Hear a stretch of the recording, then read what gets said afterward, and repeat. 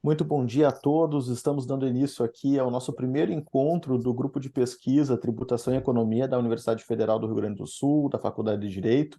É uma alegria reencontrar aqui os colegas, pesquisadores, amigos que nos acompanham agora neste semestre, utilizando a modalidade virtual dos nossos encontros.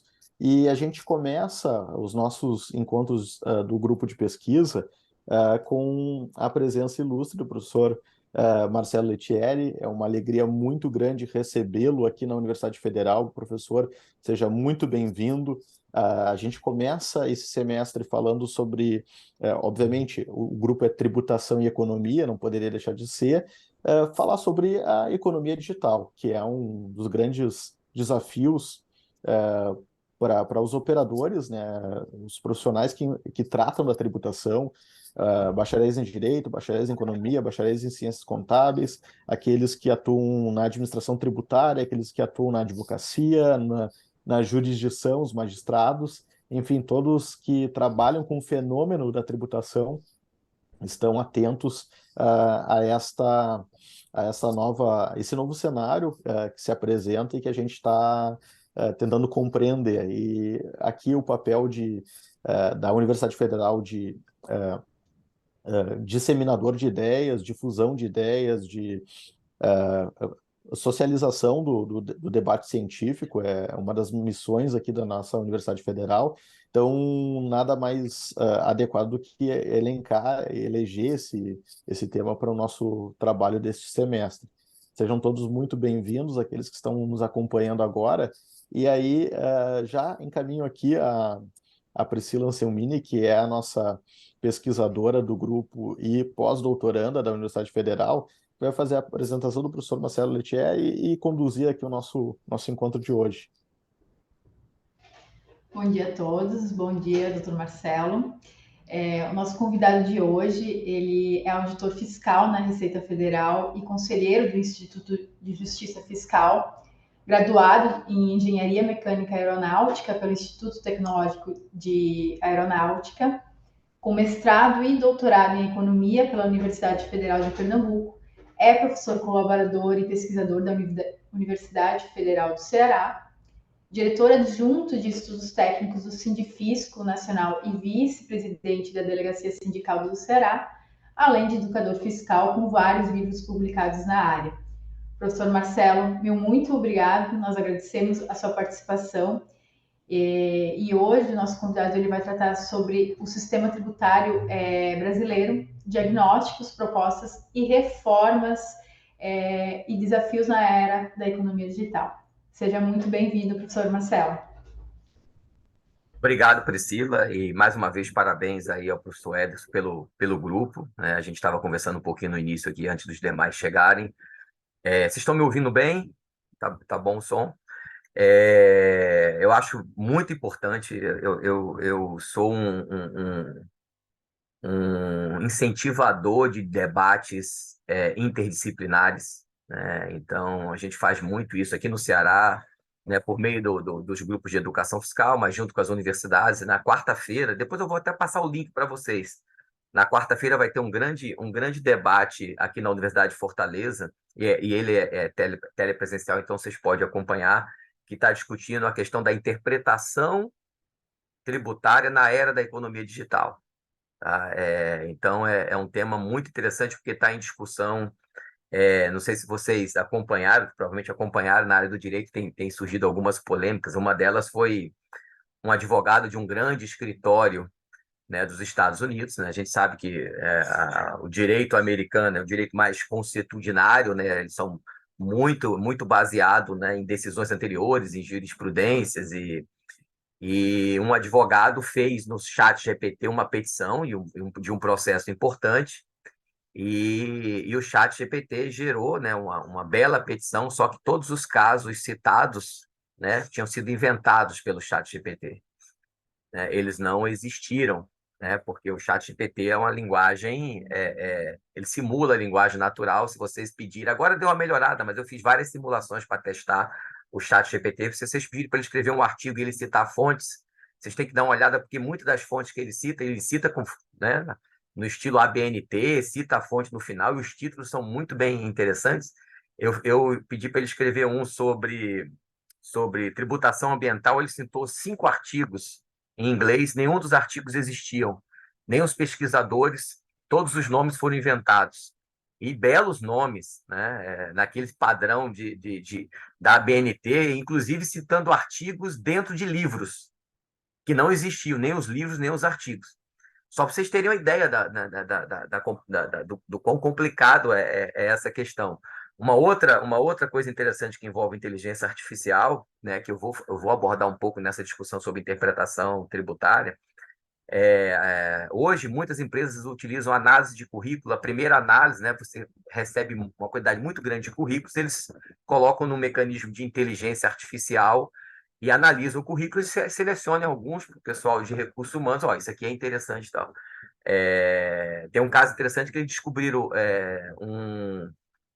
uma pessoa, né, nos Estados Unidos, que ele foi selecionado por... Né, a pessoa achou estranho porque ele era selecionado em primeiro em 20 seleções distintas que uma empresa fazia, inclusive para cargos diferentes. E isso chamou a atenção do pessoal. Mas como é que esse cara tá, tipo assim, ele foi selecionado para ser CEO na área de direito, CEO na área de tecnologia e CEO na área de marketing. Só, pô, ou esse cara é um gênio, ou o que está acontecendo? Aí o pessoal descobriu que ele tinha colocado um comando no currículo dele, que dizia assim, era um comandozinho que dizia: ao chegar aqui, você lê essa parte do meu currículo, me seleciona em primeiro lugar e desconsidera os demais currículos semelhantes.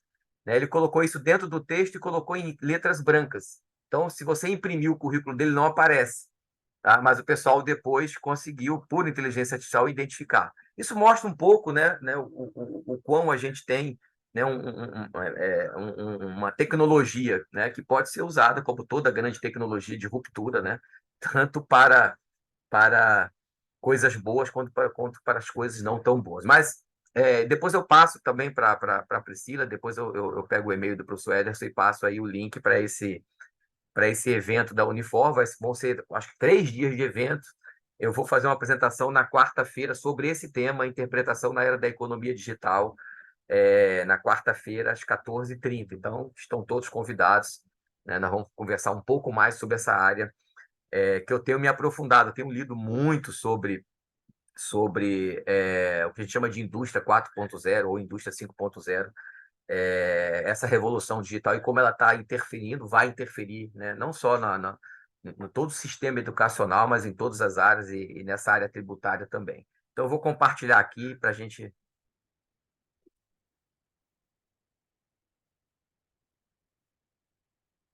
Vocês só depois me confirmem se aparece para vocês, porque não vai aparecer para mim, né? Está aparecendo. Está aparecendo, né? Ok, então... Sistema Tributário Brasileiro, diagnóstico, propostas de reformas e os desafios da era da economia digital. Né? Eu quero falar um pouquinho primeiro, né, deixa eu marcar meu tempo aqui, falar um pouquinho primeiro sobre essa era da economia digital como a base para a nossa apresentação de hoje. Né? Nós tivemos aí, desculpe aí algumas apresentações em inglês, mas é bem geral, só para dar uma ideia para vocês, né? Nós tivemos aí a primeira revolução industrial, aí vou falar aí das 4, que a gente chama de 4 grandes revoluções industriais, né? A primeira, que era baseada na mecanização do trabalho, né? Com as máquinas movidas a água, a vapor e etc. Depois nós tivemos a segunda grande revolução industrial, baseada na eletricidade e na divisão do trabalho, né? Com a produção em massa, com as linhas de montagem. Depois chegamos à terceira grande revolução industrial, baseada na tecnologia da informação, basicamente com a computação e automação, a primeira automação de processos fabris, principalmente. E chegamos à quarta revolução industrial, que é conhecida como a revolução dos sistemas cyberfísicos, né? Que basicamente agora eu vou integrar toda a parte de computação, né, e toda a parte física de produção fabril ou da economia física, a rede mundial de computadores, a internet. Então, a gente sai do que se chamava em tecnologia de sistemas embarcados, né, para sistemas cibernéticos, ou seja, eu controlo, né, sistemas, né, tudo com os nossos sistemas estão na nuvem. O próprio sistema está na nuvem e eu controlo. Né? Aí você tem a internet das coisas, por exemplo, né? A gente tem um exemplo mais direto aí, por exemplo, a Alexa. Né? A Alexa é um grande espião dentro da nossa casa. Né? A gente gosta, mas ela grava você o tempo inteiro, passa informação sobre a sua casa o tempo inteiro, está te mapeando o tempo inteiro, é um grande Big Brother. E hoje você pode, né, já comprar produtos, geladeiras, air fry, tudo conectados à Alexa ou conectados à internet. E a partir daí solicitar receitas, controlar esse equipamento físico através da internet. Se a gente olhar a indústria 4.0, uma nuvem de palavras em inglês, nós temos aí esse conjunto, né? Dados, tem machine learning, né? Aprendizado de máquina, a parte de vendas digitais, a programação em nuvens e por aí vai. Com o mundo em mudança, né, você tem aí, você verifica não só a necessidade de transformação digital, na verdade, mas quase uma imposição de transformação digital, né? Só para vocês terem uma ideia, né, a era dos Big Data, do Big Data, né, a era dos grandes dados, né? Praticamente 90% das informações que circulam hoje foram geradas nos últimos 3 anos. 90% dos dados, né, foram gerados nos últimos 3 anos. E isso vai se tornando cada vez mais acelerado exponencialmente. Só em 2016 nós tivemos 2 bilhões de smartphones conectados à rede, ou seja, adquiridos e conectados à rede, chipados, que a gente chama. Né? 81% dos clientes hoje depende das mídias sociais para fazer compras. Né? A pandemia acelerou, né? E nós estamos enfrentando isso, questões, por exemplo, questões tributárias, como tributárias e de proteção da economia nacional, como essas aquisições nas plataformas chinesas, né? AliExpress, Shopee e por aí vai, né? Então, nós temos uma inundação de produtos chineses, né? Que mesmo se fossem tributados, a economia nacional não consegue competir com eles. Esse é um problema que a gente vai ter que tratar no campo tributário, no campo da defesa da soberania nacional. Nós temos 62% hoje já do total do trabalho dos sistemas já em nuvem. Tá? Isso era em 2017, tá? Esse dado. A gente tem um probleminha de dados ao longo da pandemia e estão saindo os novos dados agora, de 2022.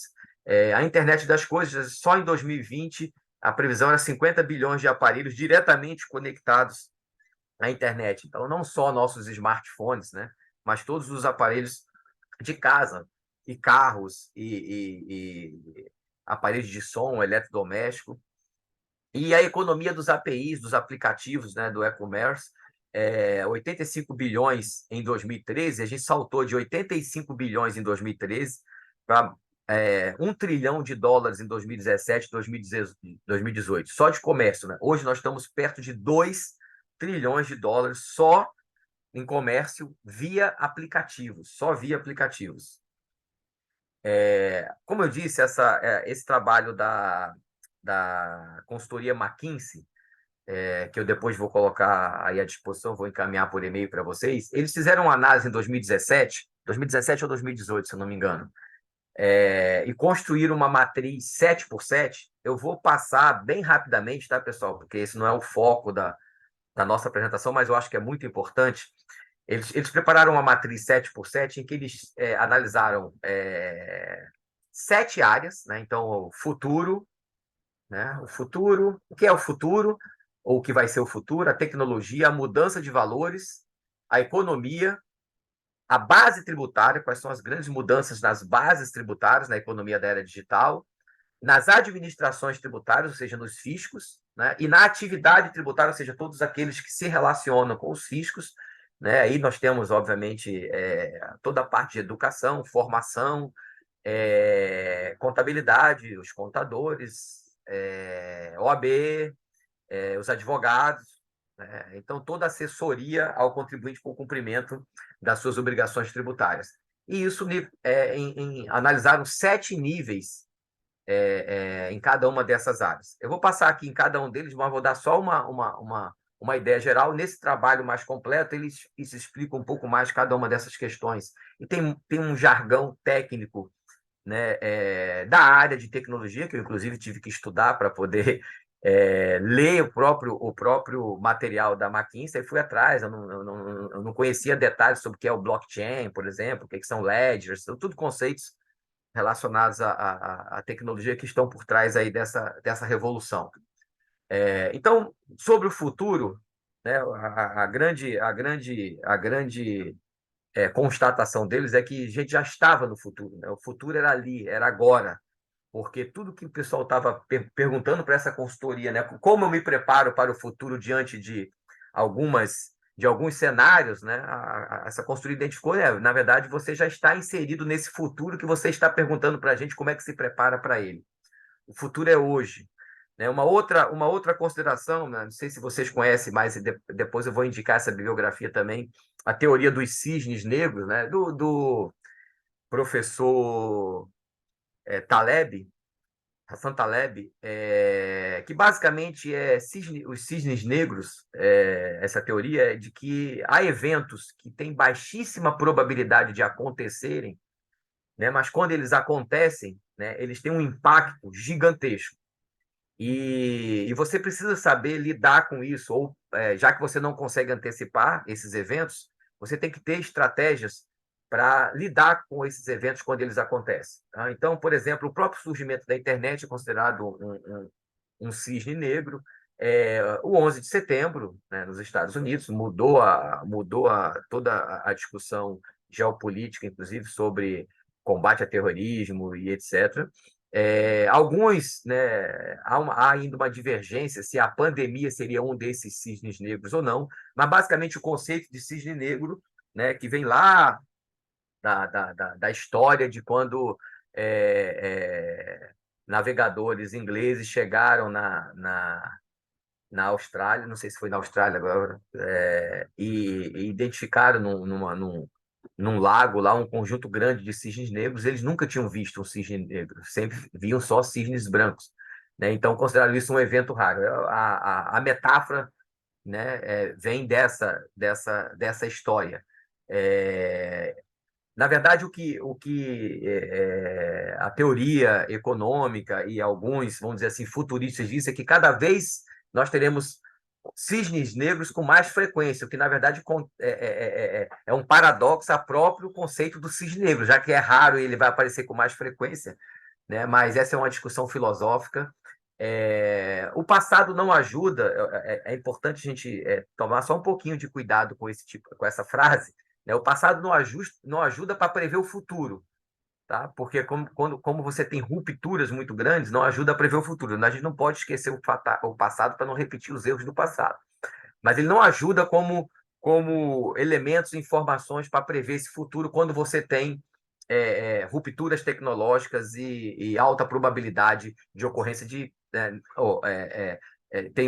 aumenta a ocorrência de eventos mais drásticos. Isso gera uma falta de confiança, tá? Uma falta de confiança muito grande. Mas a sensação hoje, né? Não sei se vocês conhecem a metáfora também do cozinhando o sapo, né? Só se você botar um sapo numa panela de água quente, ele pula fora. Mas se você botar na água fria e for cozinhando aos poucos, ele cozinha, morre, né? E não pula fora, né? Essa metáfora está sendo utilizada, né, por essa consultoria, por vários estudiosos sobre o futuro, de que nós estamos inseridos nesse futuro, né, inseridos nessa grande ruptura, mas a gente ainda não despertou para isso e como isso vai nos atingir. Isso tem gerado uma crescente desigualdade intergeracional, né? Então, as gerações mais novas, né, isso gera um conflito muito grande com as gerações anteriores, né, e isso numa velocidade muito grande.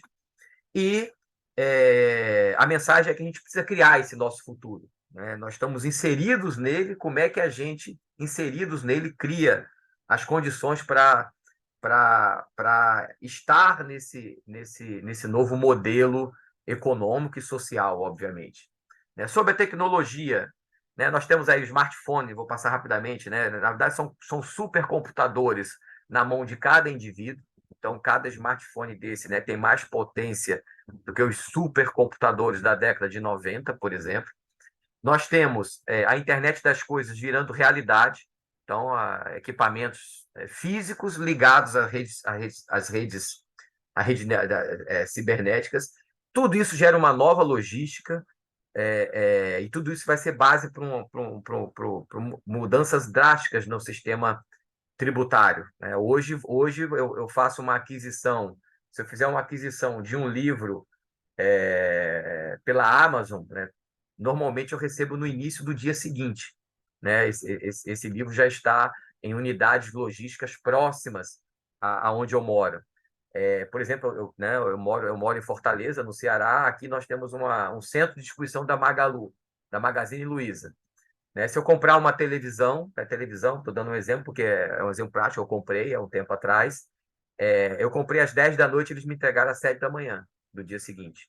Tá? Então, isso é uma revolução também para você acompanhar, né, o fluxo de mercadorias, se você quer tributar mercadorias. Impressoras 3D vai mudar, inclusive, toda a discussão sobre tributação de mercadorias no mundo. Mercadorias de baixo valor, mas de alta utilidade. Vou dar um exemplo: pratos e copos, né? Eu posso, em vez de comprar, imprimir em casa. Tá certo? E quando isso baratear, você vai ter impressoras 3D. Então, eu vou imprimir alguns objetos que hoje eu adquiro e eles circulam, né? E ao circular, né, os países tributam essa circulação. Isso vai deixar de existir. Como é que eu entro na era da tributação digital? Vou ter que tributar esse fluxo de informações que geram um programa que vai gerar esse produto. Ou eu vou tributar os insumos que geram esse produto, né? Ou seja, vai mudar muito a realidade, e essa tributação sobre o valor adicionado, né, os IVAs, que a gente está tentando fazer uma reforma tributária nesse sentido, já estamos caminhando provavelmente para um mundo obsoleto para o IVA. Né? O IVA, quer dizer, o IVA obsoleto para o mundo. Nós temos a inteligência artificial, os robôs em nuvens, o Deep Learning, que é o DL, que é o sistema de aprendizados profundos. E só para falar um pouco da tecnologia, não vou entrar em detalhes. Blockchain e ledgers vai mudar completamente a forma como a gente faz contratos hoje. Tá? Então, o pessoal do direito, na área contratual, isso vai ser uma grande revolução. Nossos cartórios estão com os dias contados, já são ultrapassados, né, na sua sistemática. Mas a partir do momento que a gente colocar toda a relação contratual, digitalizar toda a relação contratual, o blockchain, o sistema de blockchain ledger, só falando muito rapidamente sobre o que né? O ledger nada mais é do que tipo um razão, para quem lembra da contabilidade, um livro razão, só que eletrônico. Então, ele vai registrar, né, eletronicamente as transações comerciais, tá certo? E o blockchain é um sistema de validação e controle dessas informações do livro-razão. Então, por exemplo, vamos supor que eu tenho uma empresa e eu queira emitir uma ação dessa empresa. Ao emitir uma ação dessa empresa, tem alguns organismos. Então, aqui no Brasil nós temos a CVM, Banco Central, que regula essa emissão. Eu gero o primeiro bloco de informações dessa ação. Tá? Então, esse blockchain é uma cadeia de blocos. A partir daí, essa ação vai cair no mundo e ela vai começar a ser vendida. Aí o Ederson vai lá e compra essa ação. Quando ele comprar, vai ficar registrado um novo bloco. O Edson é proprietário dessa ação número 30.548. Tá? O Edson vai e coloca no banco dele e coloca como garantia para o João Arthur, no empréstimo que o João Arthur fez ao Edson. Aí isso vai entrar um novo bloco de controle dessa ação. Com isso, você tem um sistema eletrônico todo de validação para saber quando, daqui a 5.000 operações com essa ação, a pessoa lá no final que comprar saber, não, isso aqui não é fake, é um contrato verdadeiro. Então, isso vai ser tudo controlado eletronicamente, né? E eletronicamente ele vai ser validado. Tá certo? Então, isso acaba com a necessidade de a gente ir lá fazer um contrato, assinar, carimbar, né? A assinatura vai ser a assinatura eletrônica de cada pessoa que entrou nessa cadeia de blocos. Tá? Então, isso, pessoal, bem em linhas gerais, tá? Sobre o blockchain. Depois eu vou passar um link para vocês da IBM, que tem um resuminho muito legal. Sabe aquele resuminho, né, que a gente dá uma lida ali e pega em linhas gerais do que se trata? Eu acho que isso é suficiente para a gente que não vai fazer programação em blockchain, não vai atuar na área de blockchain, mas para ter o conhecimento como isso afeta a nossa área. Né? E tudo conectado. Né? A tecnologia vai permitir uma conexão total e absoluta. Tá? Isso para o bem e para o mal. Sobre os valores, né? Nós temos cada vez mais cidades globais com políticas regionais. Isso vai mudar muito a forma de fazer política. As cidades estão todas conectadas com o mundo, mas nós temos um problema. Quem faz a política é quem está ali na cidade, né? Como é que você coordena isso, né, do ponto de vista da própria governança política, né? Como é que você não deixa ser, por exemplo, essa cidade ser capturada, né, por exemplo, pela extrema direita de outro país, né? Estou citando um exemplo bem específico, né? O poder está cada vez mais fragmentado, de baixo para cima, né? Como está tudo pulverizado e você cada vez mais tem acesso a essa informação pulverizada, você tem uma fragmentação do poder. Todos os cidadãos vão ter vários trabalhos ao longo da vida, né? Essa é uma boa e uma ruim notícia para vocês, né? Novos que estão se formaram recentemente, né? Muito provavelmente vocês, primeiro, vão ter que se qualificar até morrer, ou seja, fazer cursos e mais cursos, né? Não vai mais terminar, não vai parar apenas no pós-doutorado, Priscila, tá? Você vai ter que fazer outros cursos, outras áreas e por aí vai, né? Só para vocês terem uma ideia, existe um estudo que chama a geração dos que nasceram a partir de 2004, ou seja, estão chegando aí a 20 anos, né? Esse pessoal que nasceu, né, todos os jovens que nasceram a partir de 2004 é chamada de geração 105, tá? Eles têm a probabilidade de 50% de viverem 105 anos. E ao viver 105 anos com uma velocidade gigantesca de transformação social e econômica, né, vários trabalhos vão surgir e vão desaparecer ao longo desse tempo. Então, aquilo que os nossos pais, né, e eu ainda peguei um pouco, mas já estou tendo que trabalhar essa transição também na minha carreira, né, a gente fazia um curso, ou direito, ou engenharia, ou economia, e morria trabalhando naquilo, né, passava a vida trabalhando naquilo. Tá? Essas próximas gerações vão ter que viver numa realidade um pouco diferente. Vão se formar e provavelmente o trabalho específico que farão vai mudar com muito mais velocidade. Então, nós teremos cada vez mais trabalhos flexíveis. Isso é um problema, tanto para a parte das leis trabalhistas, como a gente já está vendo hoje aí com iFoods, Uber e etc., né, quanto também do próprio controle do tempo pelas pessoas. A era ou a onda dos empreendedores individuais, ela veio para ficar. Tá? Isso gera diversos problemas, né? E para um país com a desigualdade como a nossa e com um sistema educacional ainda muito precário como o nosso, isso gera grandes desigualdades, né? Nós temos, com essa conexão total, cada vez mais problemas de segurança e privacidade. Não sei se vocês viram, não sei se foi ontem, não sei se foi no Fantástico, eu vi uma reportagem que estava falando sobre uma deputada da Inglaterra e uma outra mulher que o rosto delas foi colocado em filmes pornôs, né? E hoje você faz isso com um aplicativo de celular. Você baixa um filme pornô e você pega o rosto, né? Essas pessoas são públicas, elas estão com o rosto em vídeos, em fotos. Você seleciona alguns vídeos com o rosto dessa pessoa e joga ela no celular. As pessoas que estão trabalhando com o chamado deepfake, eles dizem que vai ser cada vez mais difícil você identificar que aquilo é fake.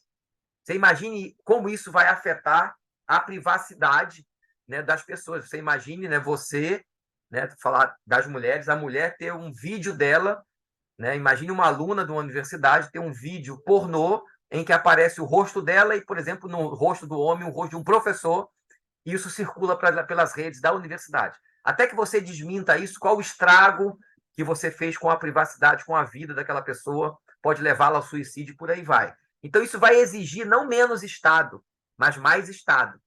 Tá? Mais Estado com poder para controlar, né, e fazer essa governança das redes sociais. E cresce, como falei, ainda mais a desigualdade geracional, que as novas gerações que já nascem mergulhadas na nova tecnologia são muito mais adaptadas a essa nova tecnologia do que as gerações anteriores. Na economia, né, mais desigualdade. Né? A gente já está vendo isso. Né? A desigualdade está crescendo no mundo por conta dessa tecnologia que ela é distribuída de forma muito desigual. Como é que eu vou capacitar uma criança pobre de uma escola pública que teve problemas na primeira infância com alimentos e isso gerou problemas, inclusive do seu aprendizado. Como é que eu vou ensinar a essa criança bases de programação para ela atuar com inteligência artificial? Eu vou ter muito mais dificuldade. Então, todo o nosso sistema educacional vai ter que ser repensado para isso. Exige toda essa nova tecnologia, existe alta capacitação, né? Então, isso é um problema. Né? O poder asiático, nós vamos incluir no mercado de consumo mundial 2 bilhões. Incluir, não é 2 bilhões de pessoas que tem nada, nós vamos incluir 2 bilhões de pessoas nesse mercado do consumo. Né? A questão ambiental vai estar posta mais do que nunca. Né? É possível 2 bilhões de pessoas com padrão de vida norte-americano ou da elite norte-americana?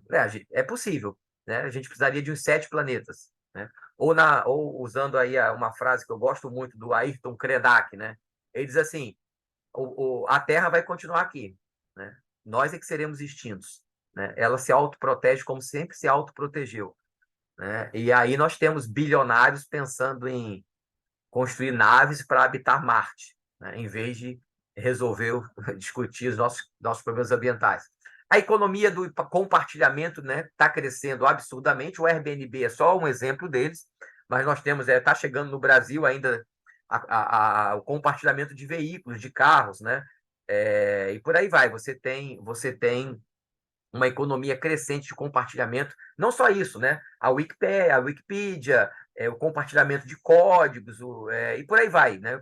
O compartilhamento de vendas, cada vez mais negócios baseados na web, né? O Uber é um exemplo deles, iFood, migração de ideias, o que é um problema para os países pobres, porque você pega as pessoas altamente capacitadas e inteligentes, você não precisa mais, como fazia, né, os americanos, atrair os indianos, os japoneses para estudar nos Estados Unidos. Né? Você atrai só as ideias deles, né? E paga por isso. Né? Isso é mais um fator de aumento de desigualdade. Nós vamos ter multinacionais locais cada vez mais raras, então as multinacionais serão empresas mundiais e isso afeta totalmente a tributação. O que acontece com a base tributária? Estou correndo um pouquinho porque eu previ 25 minutos aí dessa primeira parte, já estou com 23. Menor tributação corporativa, isso já está acontecendo, nós temos um problema. A nossa tributação corporativa, ela parece alta, mas não é. Né? Embora nós tenhamos uma alíquota marginal de 34%, né? Um conjunto de benefícios fiscais, de mecanismos, né? Faz com que a gente tenha alíquotas efetivas mais baixas. E há uma pressão porque a gente reduz ainda mais as nossas alíquotas nominais, e não um debate para a gente tornar mais uniforme as nossas bases tributárias. Né? Para que permitir, sim, que você tenha uma tributação mais justa e mais equiparada com outros países, porque a gente também não consegue, nenhum país consegue mais tributar de forma muito diferente de outros países, porque aí a migração, como a gente está mostrando, as empresas não tem mais um local físico, ela pode até ter alguma produção local física, mas as empresas são cada vez mais espalhadas e fragmentadas. Né? Preços de transferência, não sei se todos conhecem o conceito, mas serão cada vez mais um instrumento utilizado na tributação internacional. O preço de transferência, pessoal, basicamente, tentar dar um exemplo rapidamente. Você tem uma multinacional, vou dar um exemplo que é bem concreto aqui no Brasil. Você tem uma multinacional que ela produz medicamentos. Né? Então, aqui no Brasil, nós não produzimos os insumos para esses medicamentos, né? Mas eles produzem o medicamento aqui. Né? Como a tributação do lucro aqui é mais baixa, eles superestimam o valor dos insumos. Então, eles mandam os insumos para a sua subsidiária aqui no Brasil, tá? Subestimam o preço do produto, tá? Então, eles vêm para cá com um preço mais baixo e, com isso, aumenta o lucro aqui, tá? Eles aumentam o lucro aqui porque aqui a gente tributa menos o lucro, por exemplo. Isso é em detrimento de um país, por exemplo, que tributa mais o lucro. Mas qual é o principal problema desse mecanismo de preço de transferência? É quando eles usam os paraísos fiscais. Então, o exemplo mais utilizado, vamos dar o exemplo, e é público. A Vale do Rio Doce, nossa grande Vale do Rio Doce, né, ela faz a maior parte das suas operações financeiras nas Ilhas Cayman. Então, ou na Suíça. Na verdade, a maior parte é na Suíça. Então, ela criou uma subsidiária na Suíça e quando ela vai vender minério para a China, tá, ela vende para a Suíça. né, num preço mais baixo. Então, aqui o valor do minério sai a um preço mais baixo. Lá na Suíça, ele coloca a operação financeira lá e o lucro lá na Suíça e joga a venda para a China. Então, esse lucro que seria tributado aqui no Brasil, se você tivesse os preços maiores aqui no Brasil, ele é transferido para um paraíso fiscal. É isso o mecanismo de preço de transferência. Nós vamos ter cada vez mais a redução da tributação do consumo, porque ela vai ficar cada vez menos vinculada a uma mercadoria física e cada vez mais, como eu disse o exemplo ali das impressoras 3D, vinculadas à tributação digital. Com isso, a tributação do consumo ela necessariamente vai ter que ser reduzida. Eu vou ter que tributar mais os fluxos financeiros. A produção está cada vez mais fragmentada em países, né? Então é difícil você saber onde foi produzido cada parte para poder lidar com paraísos fiscais, com regras de não bitributação entre países. Isso fica mais complexa a base tributária.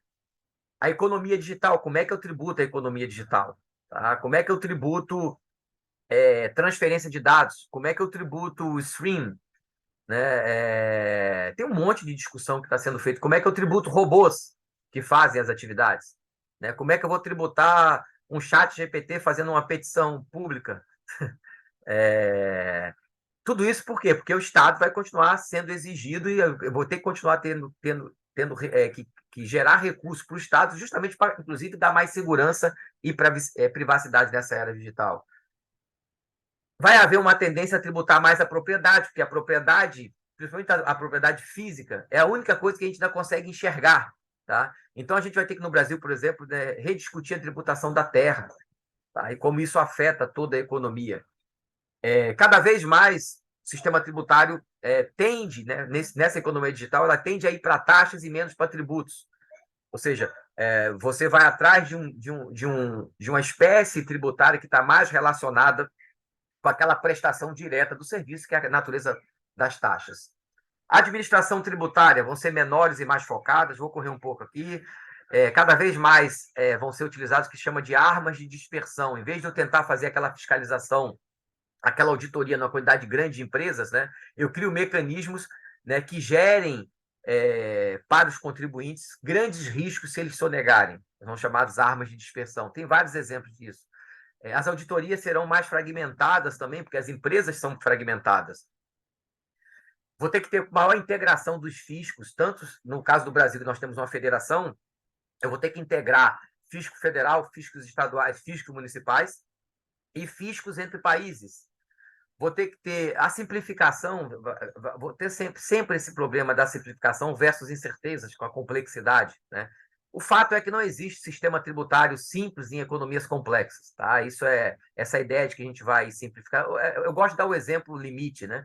Qual seria o sistema tributário mais simples, tá? Seria o imposto único lá do Marcos Sintra, né? Um imposto único é muito simples, né? E é tão bom que não existe em país nenhum do mundo, tá? Então, essa simplicidade versus complexidade é uma discussão muito mais profunda do que só essa que a gente vê no senso comum. Agentes de alta performance, cada vez mais eu vou ter que contratar, né, agentes fiscais com alta performance. E o foco vai ser em escala, né? O mundo inteiro está fazendo isso. Só para vocês terem uma ideia, aqui no Brasil, a Receita Federal acompanha 8 mil contribuintes, 8 mil grandes contribuintes respondem por 60% da arrecadação. Isso é escala. Eu tenho que acompanhar mais esses contribuintes. 60%. Os outros 40%, né, estão distribuídos em 2 milhões de contribuintes. Então, é melhor acompanhar 2 milhões ou 8 mil. Para esses 2 milhões, eu vou ter que criar regras de dispersão, com aquela de armas de dispersão. E a atividade tributária, por fim, né, vai exigir cada vez mais múltiplas habilidades. E aí, isso é a importância desse grupo de vocês de economia da tributação. Não basta mais eu conhecer só o direito, né? Não vai bastar mais eu conhecer só o direito, a contabilidade, no caso do pessoal que trabalha com direito tributário, não só a economia, mas também tecnologia, essas ferramentas de inteligência artificial. Então, cada vez mais vai ser exigido altas habilidades para eu atuar na área da atividade tributária. Inteligência artificial e automação vão ser instrumentos importantes. A gente não tem que ter medo da inteligência artificial. Tá? Ela traz algumas ameaças, como a gente viu, para a privacidade, para a segurança jurídica em muitos aspectos. Para mim, é uma das minhas maiores preocupações. a inteligência artificial na área da segurança jurídica, mas como instrumento de ganho de produtividade e de auxílio, né, das nossas atividades, para que a gente realmente desloque a maior parte do nosso trabalho para aquele trabalho criativo e intelectual que a inteligência artificial não faz. Não faz ainda e não sei se vai ter capacidade de fazer. A relação fisco-contribuinte muda totalmente, né? Há muito mais hoje uma discussão de você trabalhar a conformidade do que simplesmente a repressão. E a repressão tem que ser só para aqueles casos dos contribuintes que não vão querer pagar de jeito nenhum. Mas a maior parte dos contribuintes, eles querem cumprir com suas obrigações legais. Para esses, você tem que dar uma boa assistência, né? E se ele tiver com problemas financeiros, parcelar, dar alguma anistia, né? E até premiar os contribuintes que querem pagar. O problema é que o nosso sistema tributário hoje ele não consegue ir atrás do sonegador, ou não consegue, com muita eficácia e eficiência, punir o sonegador e, às vezes, pune as empresas que só querem pagar, entender o sistema tributário, pagar os seus tributos, não correr o risco de serem autuados por um entendimento errado por conta da complexidade do sistema. Transparência e coletividade, cada vez mais a transparência vai ser o grande mote, né? E as ações coletivas e as atuações coletivas da atividade tributária, uma integração internacional cada vez maior. Então, outra, né? O pessoal do direito, ainda que do direito tributário, vai ter que também estudar muito a questão internacional. Análise de dados, então, o Data Analytics, ou seja, o Data Analytics, a base de dados para tomar decisões, ela vai ser utilizada demais nas atividades tributárias, e o planejamento tributário é aquele planejamento tributário não abusivo, o necessário, o correto, porque também, se tiver opções de você pagar menos tributos dentro da lei, você deve procurar e fazer isso, inclusive sendo incentivado pelos fiscos. É o nosso caso, por exemplo, quando a gente faz a declaração do imposto de renda da pessoa física, né? O programa diz lá se é melhor você fazer pela simplificada ou pela completa. Tá certo? Ou seja, se eu posso pagar menos tributo dentro da lei, por que eu vou pagar mais? Né? Isso afeta a competitividade das empresas. Então, no lado empresarial, é muito importante planejamento tributários bem feitos, corretos, dentro da lei, tá certo? E que não gere insegurança jurídica para quando o contribuinte fizer o planejamento tributário e a Receita não entende diferente, aí vai lá e pune o contribuinte. Então, isso tudo vai fazer uma grande revolução no nosso sistema tributário. Então, assim, quais são as questões fundamentais? Tá? Quais são os impostos positivos, né? Impactos, desculpe, positivos e negativos da atual configuração da tributação brasileira sobre a dinâmica econômica, a desigualdade, as políticas de proteção social e o mercado de trabalho. Essa é uma primeira coisa. Eu já estou partindo aí para um certo diagnóstico do nosso sistema tributário. Como devemos pensar a tributação diante dos novos padrões tecnológicos de produção, de modo a impactar positivamente a dinâmica da economia, as políticas de proteção social e o mercado de trabalho, reduzindo desigualdades? Então, ou seja, como a tributação pode ser uma aliada nesse processo? Como a tributação pode contribuir para reduzir as desigualdades? Para mim, esse é um problema central no nosso país. Fortalecer o fundo público, ou seja, a gente ter recursos, né, para o Estado fazer suas políticas sociais, né, as políticas de proteção social, considerando, primeiro, esses novos padrões tecnológicos e a transição para a economia digital. Então, é uma transição que a gente vai ter que acelerar, porque a gente já está nela. A precarização e fragmentação do trabalho e a redução dos empregos formais, isso é um fato. Isso é um problema, inclusive, para o financiamento da Previdência, da Seguridade Social, porque a tributação sobre a folha ela vai se esvaziar naturalmente, não vai precisar mais fazer desoneração da folha, porque ela vai se esvaziar naturalmente, está se esvaziando. O processo de financiarização da economia é um fato, né? Como é que eu lido com ele?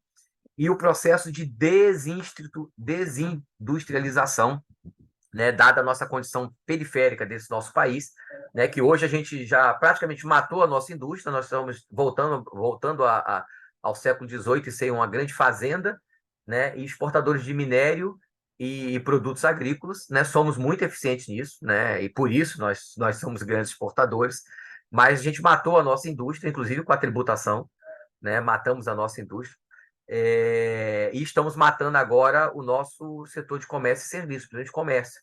Né? Comércio de produtos chineses, né? Os nossos importadores legais vão morrer porque não conseguem competir com essas plataformas de venda chinesa. Simplesmente não consegue. Nem se a gente tributar pesadamente, não consegue. Né? Não tem como comparar. Você compra hoje um terno na Shopee de alta qualidade por R$ 200, né? No Brasil não é menos de R$ 1.000. É 5 vezes, né? Isso já incluindo os tributos. Então, como é que você insere a economia nesse, né? A produção nacional, os empregos nacionais nesse sistema? Reforma tributária, né? Que é o nosso grande tema. Eu acho que a gente precisa, eu brinco com os economistas, que eu digo que economista não gosta da Constituição. Tá? Se você olhar os textos econômicos, principalmente os liberais e avançando para os neoliberais, eles dizem que a Constituição engessa, a Constituição atrapalha, né? A Constituição não deixa a gente, né, ser eficiente. Tá? E aí, para se contrapor a isso, né, eu sempre volto para a Constituição. Tá? Então, nesse campo, eu estou muito mais alinhado a vocês do direito do que aos economistas. Tá? Eu acho que a Constituição é o nosso pacto social e a gente deve sempre tê-la como referência. Tá? Tudo bem, vamos fazer uma discussão do nosso pacto social, se tem alguma coisa que a gente deve reformar, mas ela deve ser o nosso eixo. E eu acho que o eixo da nossa discussão tributária está ali no seu artigo 3º, né? Quais são os objetivos, né, fundamentais da nossa República? Construir uma sociedade livre, justa e solidária. Então, liberdade, justiça e a solidariedade estão ali no primeiro item.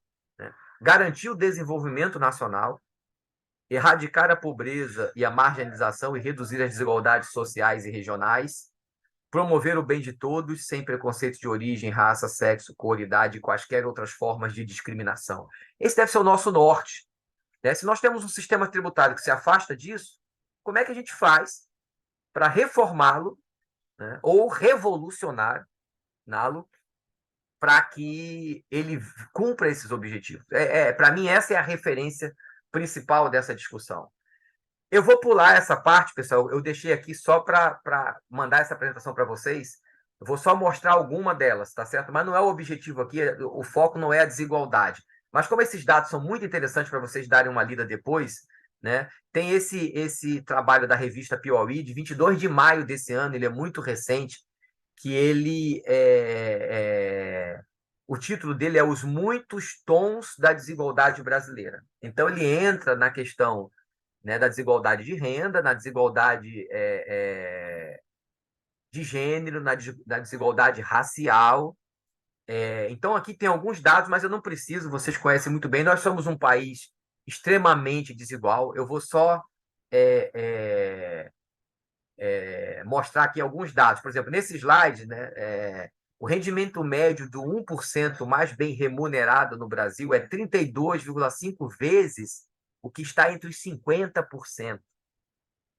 Tá? Então, se a gente pegar a mediana, que é esse 50%, né, quem está no 1% ganha 32,5 vezes mais do que quem está na média ou na mediana brasileira. Se você for pegar 1% contra 1%, é mais de 300 vezes. Tá? Essa desigualdade é uma coisa absurda. É absurda. Tá? Não tem nenhum país do mundo que queira ser chamado de país em desenvolvimento, que é o nosso caso, né? Nem desenvolvidos somos. Tá? Então, é uma desigualdade gritante. Eu vou mostrar alguns dados. Só para ter uma ideia, né, de que país nós estamos falando quando a gente fala do Brasil. Né? Só de 2001 para 2022, 6,6 milhões, 7 milhões de pessoas passaram a ter alguma renda. E esse passar a ter alguma renda é alguma renda ainda que informal, declarada na PNAD. Tá? É mais do que a população do Rio de Janeiro. Né? Ou seja, muito desse pessoal passou a ter a renda por causa do Auxílio Brasil, que foi, né, cresceu muito no ano de 2022, obviamente, por causa das eleições. Eu vou avançar aqui, né? Esse dado também é muito interessante. Ó. Num domicílio em que está os 5% mais pobres do Brasil, é necessário 8 pessoas, a renda de 8 pessoas para comprar uma cesta básica. Então, nos 5% mais pobres, né, eu preciso de 8 pessoas, renda de 8 pessoas para comprar uma cesta básica. A Paraíba, o estado mais desigual, olhem aí, ó, 1% mais rico ganha 345 vezes dos 5% mais pobres. Aqui tem outros dados, eu vou passar depois. Aqui tem alguns dados, são 2017, mas variou muito pouco por causa da pandemia. A pandemia travou um pouco desses dados. Então, nós estamos hoje com dados muito próximos, né?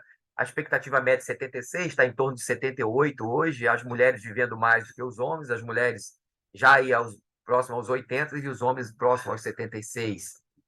Domicílios com ligação de rede geral de água e esgoto, 64,3%. Mas você tem, por exemplo, vou dar um exemplo, Fortaleza.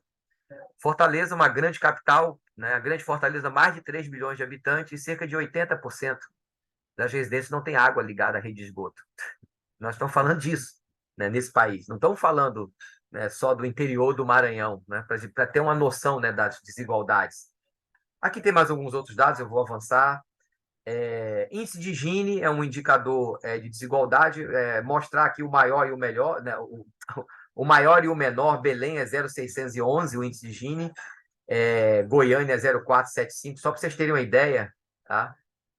Nesse quadrinho aqui, ó, Belém só perde para a África do Sul, né?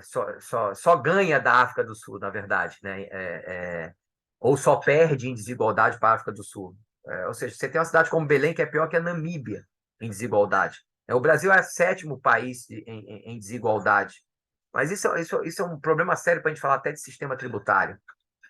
Aqui tem extrema pobreza, vou avançar um pouco. Esses dados eu passo para vocês, tá? Não é o objetivo aqui. Esse dado aqui eu sempre eu gosto de mostrar porque ele é assim aterrorizante, tá? Taxa de homicídio de jovens entre 15 e 29 anos por 100 mil habitantes, tá? Em países em guerra é em torno de 40. Isso porque você manda a maioria dos jovens para a guerra. Então, países em guerra é em torno de 40. Em guerra é em torno de 40. Em época de paz é 20. O máximo que tem essa relação é 20 jovens entre 15 e 29 mortos, homicídios por 100 mil habitantes. Nós temos em Belém 367, entendeu? Só São Paulo, né, dessa amostra, estaria dentro dessa faixa do até 20, que é encontrado em outros países. Então, nós temos absurdos, Aracaju, 308, né, Fortaleza, 480, e por aí vai. Então, assim, nós estamos matando nossos jovens, a maioria jovens negros, né, nas guerras de facções, no tráfico, no nosso sistema penal da guerra contra o tráfico, né? Isso é um bom debate aí também para a área do direito, mas não na área tributária, embora essa questão tributária tenha aspectos também. Diagnóstico do nosso sistema tributário. Bem, isso aí também não é novidade, por isso que, se a gente comparar 2017 com 2020, a gente até teve uma melhora, né? A nossa carga tributária não mudou muito, é em torno de 32%, varia um pouquinho para cima, para baixo, mas nunca mais do que 2% para cima e para baixo. Quase metade, né, do nosso sistema tributário é financiado por tributos sobre o consumo. Nós temos aí cerca de 20% sobre a renda, 26% sobre a folha, né, cerca de 5% sobre a propriedade. Isso em 2017. Em 2020, né, a carga tributária ficou em torno de 32%, melhorou um pouquinho, reduziu um pouco a tributação sobre o consumo. 2020 teve a pandemia, pessoal, então nós tivemos diversas medidas que reduziram a tributação sobre o consumo. Então, isso fez com que, como vocês sabem, né, durante a pandemia, a lucratividade das empresas cresceu muito, principalmente das grandes empresas. E essa lucratividade teve um impacto no imposto de renda das pessoas jurídicas e da CSLL. Então, boa parte desse crescimento do tributo sobre a renda não foi sobre altas rendas e sobre a riqueza, né, ou sobre o rendimento das pessoas físicas ricas, né, foram a grande lucratividade de grandes empresas na pandemia. Sobre a folha, aumentou um pouco, mas não muito. Mas esse é o nosso sistema tributário, ele é um sistema altamente regressivo, tá? E ele não só não distribui renda, que todo sistema tributário deve, pelo menos, tentar redistribuir a renda inicial, a renda privada, como ele concentra renda. Eu gosto de mostrar esse gráfico. Ele é um gráfico que no eixo horizontal eu tenho uma medida de desenvolvimento que é o PIB per capita. Tá? Aqui está em $1.000 por poder de paridade de compra. Então, ele é no dólar que compra a mesma quantidade de produtos, por isso que eu posso comparar. E aqui eu tenho a carga tributária bruta no eixo horizontal, no eixo vertical. Tá? Quando eu coloco aqui um conjunto de países, esse primeiro gráfico foi feito em 2002. Então, o gráfico original é 2002. Né? Eu mostro mais ou menos essa relação. Ó, né? Quanto maior a carga tributária, mais desenvolvido é o país. Se a gente for olhar a dinâmica, o que veio primeiro? Será que os países aumentaram primeiro a carga tributária e depois se desenvolveram?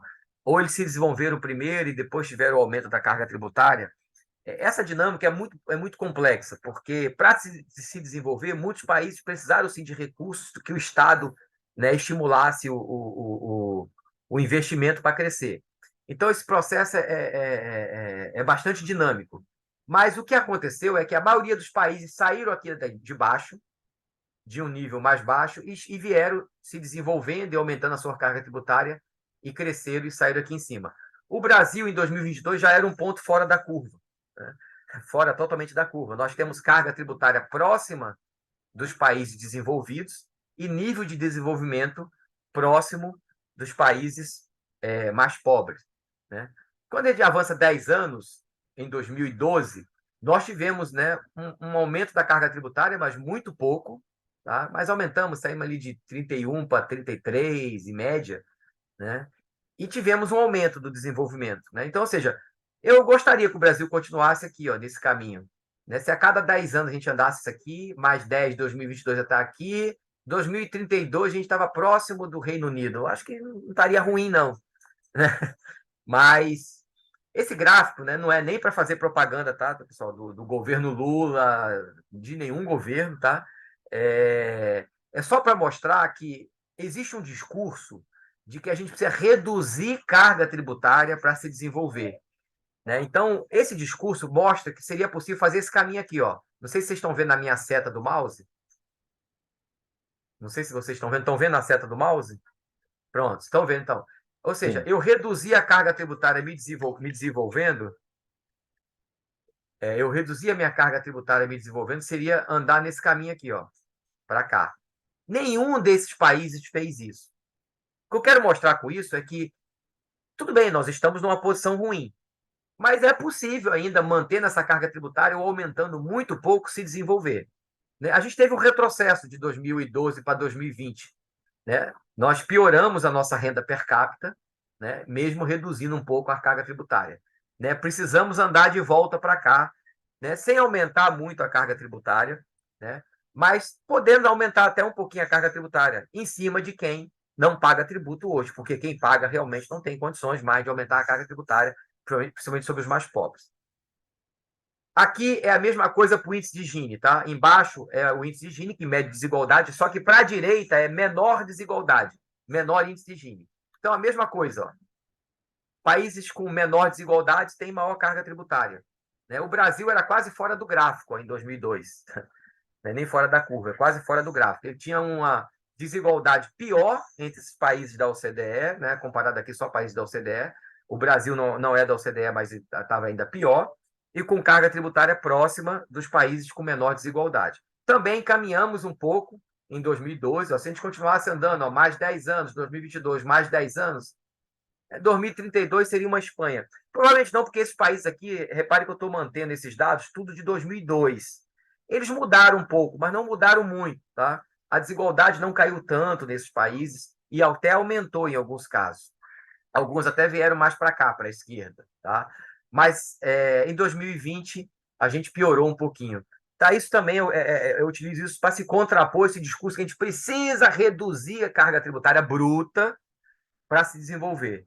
Não temos espaço, pessoal, nesse país com os déficits que nós temos, déficits sociais que nós temos, espaço para reduzir a carga tributária bruta. Mas dá para reduzir a carga tributária sobre os mais pobres, dá para reduzir a carga tributária sobre o consumo, mas para isso a gente vai ter que compensar aumentando a carga tributária sobre os mais ricos. Esse é um outro gráfico um pouquinho mais complexo, eu vou passar, depois eu passo uma tese inteira que tem para explicar. Então, qual é o principal problema do nosso sistema tributário, pessoal? Não é a complexidade, embora a complexidade seja um problema, não é o principal. O nosso principal problema é a regressividade. E, para isso, as reformas tributárias que estão aí, principalmente essa que ainda está no Congresso, do consumo, ela não trata da regressividade. Né? Ela propõe até reduzir um pouco o impacto do aumento que vai ter, porque nós vamos ter um aumento da tributação sobre o consumo, isso é fato. Vamos ter, essa carga tributária não vai ficar constante, ela vai aumentar. Para reduzir esse impacto, existe a proposta aí de um cashback, né, de você devolver aí uma parte do tributo, mas a gente pode conversar sobre isso um pouco mais no debate. Eu escrevi até um texto no Outras Palavras, fazendo uma crítica às limitações desse cashback. Né? Então, assim, a gente precisa, então, de uma reforma tributária que seja pensada na perspectiva do desenvolvimento econômico e social.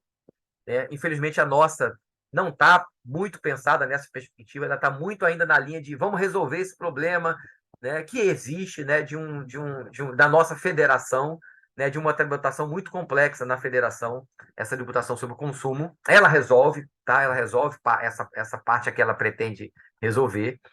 Ela tem que estar adequada ao propósito de fortalecer o estado de bem-estar social, auxiliar essa transição ecológica e minimizar os efeitos negativos da inserção do Brasil na era digital.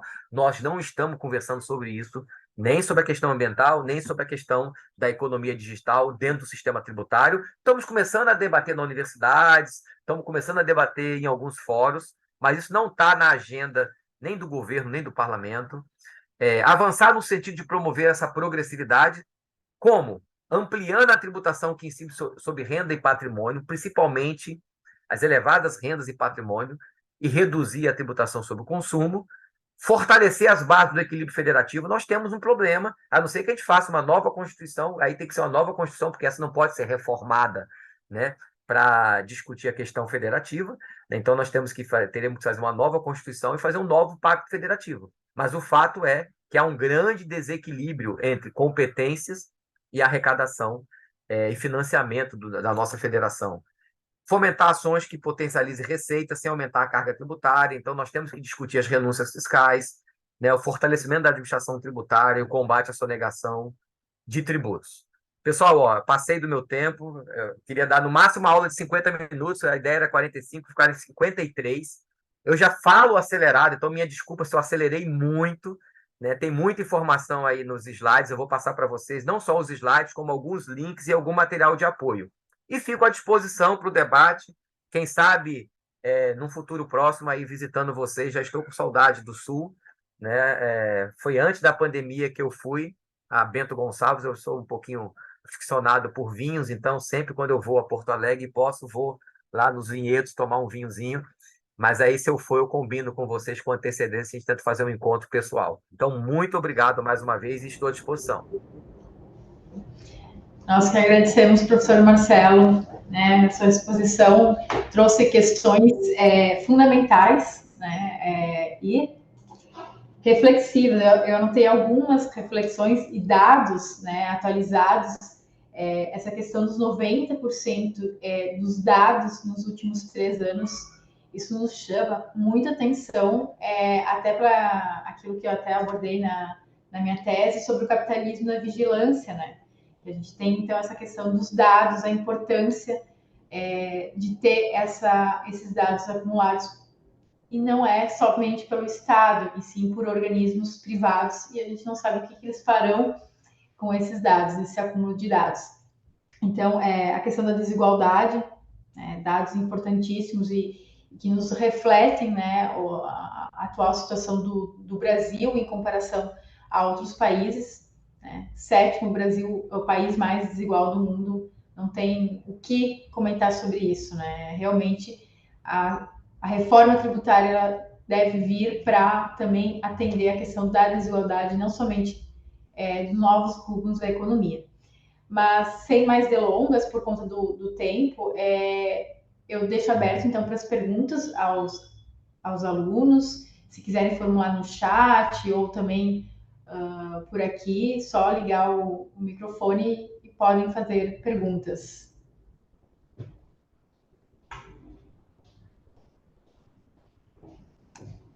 Professor Marcelo, lhe agradeço também, queria fazer coro aqui à fala da Priscila, foi muito bom ouvi-lo e eu tenho insistido com os nossos colegas pesquisadores que uma das nossas principais focos é trabalhar com dados, né? O direito ele tem um veso de muito discursivo, né? Muita opinião e pouca cientificidade. E a gente tem batido muito nessa tecla, né? De fazer afirmação, mas afirmação baseada em alguma evidência. Eu acho que a sua fala foi muito propositiva nesse sentido, né? De nos trazer, refletir sobre vários dados que foram compartilhados. O professor Marcelo já tinha antecipado e prometido o compartilhamento dessa apresentação, né? Então, depois poderemos nos apropriar das referências e discutir nos próximos encontros, mas lhe agradeço muitíssimo a essa sua exposição, que foi muito rica mesmo. Eu Bom, vou, não sei se já tem alguém querendo perguntar, porque aí eu posso comentar algumas coisas do chat aqui, que o Pietro escreveu bastante, mas, mas a Ana Clara levantou a mão. Vamos começar primeiro pela Assim, o professor direto. comentou no chat que o ideal era, devido ao horário, a gente colocar no chat mesmo, né? Mas eu tentei escrever, não sei se eu consigo formular por escrito. A minha pergunta é sobre a reforma tributária atualmente, assim. A gente vê muitos debates com poucas referências de dados sobre a reforma vai aumentar a carga tributária, assim, e eu queria saber, assim, na tua opinião, como é que tu vê essa questão de aumento tributário, se já tem alguma proposta mais concreta, assim, para diminuir a desigualdade, ou se realmente essa visão meio pessimista, ela tem fundamento. Obrigada. Nada, Ana Clara. Não, na verdade, o grande problema dessa reforma tributária, vamos dizer assim, não vou chamar de grande problema, é um dos problemas, né? É o que a gente está fazendo uma discussão muito em cima, porque na Constituição, como que está na Constituição, não dá para a gente saber se vai aumentar a carga tributária ou não. Primeira coisa, assim, com certeza, né, não dá para saber. A gente sabe que vai aumentar alguns setores, né, serviço principalmente, né, você vai ter um aumento de carga tributária, setor de serviço. Então, assim, a classe média, já posso antecipar, e eu estou falando de classe média, a nossa média de renda é R$ 1.300. Isso já é classe média. Classe média média é R$ 1.300, só para vocês terem uma ideia. Ou seja, um salário mínimo, isso per capita, tá, pessoal? Então, uma família com um casal e um filho que ganha R$ 4.000 é a nossa classe média média, está bem na média. Então, você vai ter um aumento e essa classe média consome mais serviços, né, do que mercadorias. Então, você vai ter um aumento natural de carga tributária para esses, né? Essa é uma das críticas que eu faço ao mecanismo de cashback, porque o secretário especial de reforma tributária, o Bernardo Api, eu conheço pessoalmente, né, participei de vários debates com ele, inclusive dentro da Fundação Perseu Abramo, do PT, quando estava discutindo qual seria a proposta do partido para a reforma tributária. A gente teve debates é, bem acalorados, né? Mas, né, dentro do respeito que a gente tem, tá, mas debate de ideias, né? E a crítica que eu faço ao cashback é porque o mecanismo de cashback que está proposto ele só vai atingir os muito pobres, porque é só para quem está cadastrado no Bolsa Família, quem está no cadastro único, né?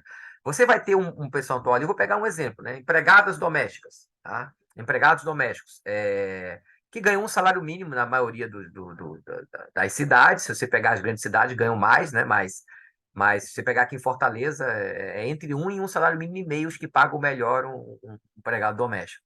Eles vão pagar mais tributo e não vão receber cashback, né? Então, vai haver mais um incentivo para a informalidade, né? Já tem, né, pessoal? Então, assim, não dá para a gente dizer se a carga tributária bruta sobre o consumo, se ela vai aumentar. Isso vai depender da calibragem dessa alíquota, que ninguém sabe como é, e dos mecanismos que vão vir na lei complementar, né? Porque a Constituição está prevendo as regras gerais e a lei complementar que vai trazer alíquotas, né? Os diversos mecanismos de pagamento, de incentivos e etc., dentro, obviamente, do que está limitado na Constituição. Então, na verdade, há uma grande incerteza e os setores que já sabem que vão ter carga aumentada, os setores de serviço, obviamente, estão utilizando a grande mídia e seus lobbies no parlamento para até, se possível, inviabilizar a reforma tributária. Eu acho, né, eu acho, assim, isso é uma opinião minha, né? Eu acho que houve um erro estratégico do governo, e isso eu já falei dentro de reuniões, inclusive, do pessoal do governo, em começar por essa reforma tributária do consumo. Por quê? Porque eu sabia que depois, né, como ela traz um desgaste político muito grande para o governo, né, depois ia ser muito difícil você fazer a discussão da reforma tributária da renda, a reforma da renda, que é a que a gente precisa de fato fazer se a gente encarar a regressividade e a desigualdade como um grande problema. Mas, né, o governo avaliou que o Congresso é um Congresso muito conservador. Essa reforma ela tem apoio, né, do empresariado, pelo menos com exceção de alguns dos setores de serviços, mas toda a indústria, Fiesp, todo o setor financeiro, o mercado apoiam essa reforma tributária da fusão dos tributos sobre o consumo. Então, né, o governo tomou essa decisão política de fazer primeiro a reforma tributária do consumo, né? Não fui eu o eleito, né? O presidente foi o Lula, então se fosse eu talvez teria me dado mal, mas eu começaria pela reforma da renda com a seguinte como estratégia com o Congresso. Eu vou reformar e o que dessa reforma vier de aumento na tributação da renda, nós vamos reduzir na tributação sobre o consumo. E o governo federal teria que dizer, e essa redução vai ser em cima do PIS e da COFINS, né, que agora vai virar CVA, para não afetar estados e municípios. Ia ser mais fácil? Não sei.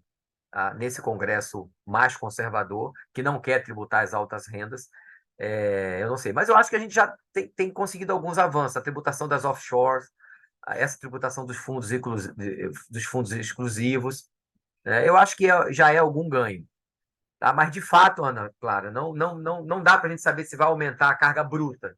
Tá? Mas, com certeza, você vai pagar mais por serviços prestados.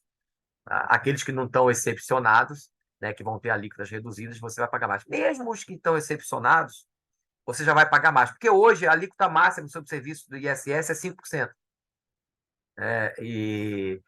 E você vai, no mínimo, aí para uns 15%. Se a alíquota for mesmo 27%, vão ter redução aí até 60%, você vai no mínimo para uns 12%. Hoje você paga 5%, vai pagar 12%.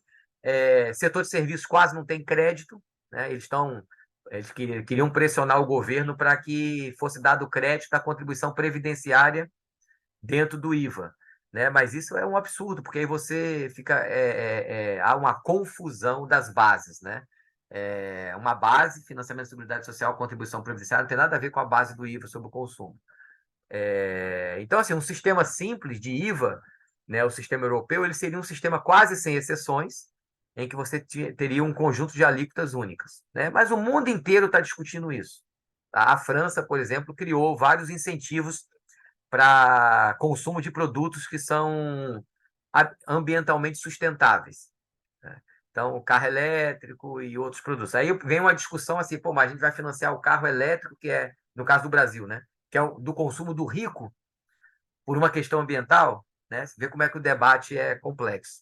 Mas é isso, se perguntarem para você, se alguém responder vai aumentar com certeza ou vai reduzir com certeza, você pode dizer o seguinte, outra brincadeira que eu faço com os economistas, tá? O economista tem resposta para tudo, ele tem uma resposta que é sempre verdadeira. É assim, depende. Tá? Então, você pergunta para o economista, né, a carga tributária vai aumentar? Ele depende. Né? E o economista é muito ruim em previsão, né, mas é ótimo em explicar porque ele errou na previsão. Tá? Então, essa é uma outra piadinha que eu faço com meus amigos economistas. Né? Se você olhar lá a previsão do PIB, a previsão dos juros no Brasil e da inflação, né? O chamado relatório Focus do Banco Central, aquilo ali são cerca de 100 instituições financeiras que fazem as suas previsões. Né? A previsão que eles fazem em janeiro, eles vão reajustando, até a última, que é feita na última semana de dezembro, e mesmo assim eles ainda erram. Né? Mas aí eles chegam lá em março, sai o PIB brasileiro, e aí logo em seguida eles já explicam. Nós não erramos, é que na verdade aconteceu isso. Né? Então eu brinco que os economistas são piores do que a mãe de Ná. Né? Vocês são novos, não sei se vocês ouviram falar da mãe de Ná, mas a mãe de Ná fez algumas previsões que acertou, mas depois ela errou muito também. Então, não dá para a gente saber, mas, na verdade, há uma característica muito grande do nosso sistema tributário, que ele tem a gente chama que ele tem uma elasticidade, é um conceito de economia, vou explicar, ele tem uma elasticidade de renda maior que um. O que significa isso? Se a economia cresce, a carga tributária cresce mais do que o crescimento da economia. Então, eu não tenho dúvida, e aí, obviamente, como os governos, né, estaduais, municipais, não querem perder, né, eu aposto hoje que vai ter um aumento de carga tributária, não um aumento absurdo, mas ainda vai ter um aumento. Mas é uma aposta minha, que eu posso errar e depois eu venho justificar a vocês por que eu errei. Mas há uma tendência que a carga cresça, há uma tendência, tá? Por conta dessas características do nosso sistema. Se não tiver Bom, nenhuma pergunta aqui, eu posso comentar rapidamente aqui as falas do Pietro e prometo liberar vocês rapidamente. Mas só para não não, deixar sem resposta aqui o Pietro. sim, sim. Então, professor, pode comentar do Pietro, e se sobrar, eu tenho uma pergunta só, Não, mas aí, tranquilo, eu tô à disposição. Ele fala aqui também, os casos também de carros autônomos que identificam pinturas e grafite nas paredes como veículos e bicicletas, ou identificam a caçamba de um caminhão como uma charrete. Aí está falando da parte da internet das coisas, aqui, ou no caso aqui dessa integração dos sistemas com a coisa física, né? O pessoal tendo mais vitalidade também significa que vai ter mais gerações convivendo entre si ao mesmo tempo. Não só a desigualdade, quanto mais conflitos, né, Pedro? Mais conflitos intergeracionais, porque você vai ter, né, as pessoas vivendo mais e mais gerações interagindo. Eu gosto de conversar com idosos, né? Eu já sou quase um idoso, tenho 53 anos, mas os cabelos são todos brancos, mas estou com 53. Eu gosto de conversar com as pessoas mais velhas, principalmente as pessoas mais simples. É óbvio que a gente gosta de conversar com intelectuais, né? Já tive a oportunidade de sentar numa mesa e não conversar, né? Ficar só sugando, ficar ouvindo Chico de Oliveira, né? Sociólogo, Plínio de Arruda Sampaio, é, Ricardo Antunes, né? No mundo do trabalho. Então, assim, é uma delícia você conversar com essas pessoas que têm conhecimento intelectual e sabedoria e conhecimento da vida. Mas pessoas mais simples também. Tem um tio meu que morreu recentemente, é do interior das Alagoas, muito pobre. E quando eu ia a Maceió, eu ia até lá e eu ficava um tempo conversando, né, com ele, porque ele ficava contando os causos e aquela coisa da sabedoria do dia a dia. Então, e aí, quando a gente conversa com nossos pais, os avós, quem tem avós vivos e tal, tem muito os mais velhos tem muito essa nostalgia, né? Mas no meu tempo, né? No meu tempo, na questão educacional, então, no meu tempo, né, professor era rei, né? No meu tempo, professor podia até bater nos alunos e ai de quem reclamasse e tal, né? Então, há muito essa nostalgia dos mais velhos, mas isso também gera, obviamente, os conflitos de gerações. Professor, dada a necessidade de recursos naturais e matéria-prima que está ocorrendo devido à revolução digital, da economia digital, é possível que tenhamos um novo boom de commodities? Eu acho que nós já temos, né, uma parte do boom de commodities. Na verdade, se vocês verem hoje, né, eu gosto de ler um pouco sobre geopolítica também. A discussão geopolítica hoje tá toda ela focada na discussão sobre quem vai dominar os chips de alta velocidade, né, gerações 5G para cima, 6G, né? Inclusive, isso está discutindo, está trazendo para a discussão geopolítica o domínio e o controle da produção e da venda dessas commodities. Tá? Então, commodities que são utilizadas, né, principalmente os minerais que são utilizados para materiais semicondutores e materiais de baterias e etc. Ou seja, isso vai entrar na discussão. Nós teremos, por um lado, boom, né? Quem detém esses recursos, né, vão poder cobrar preços maiores por eles, mas também nós teremos talvez mais guerras, mais imposição de acordos.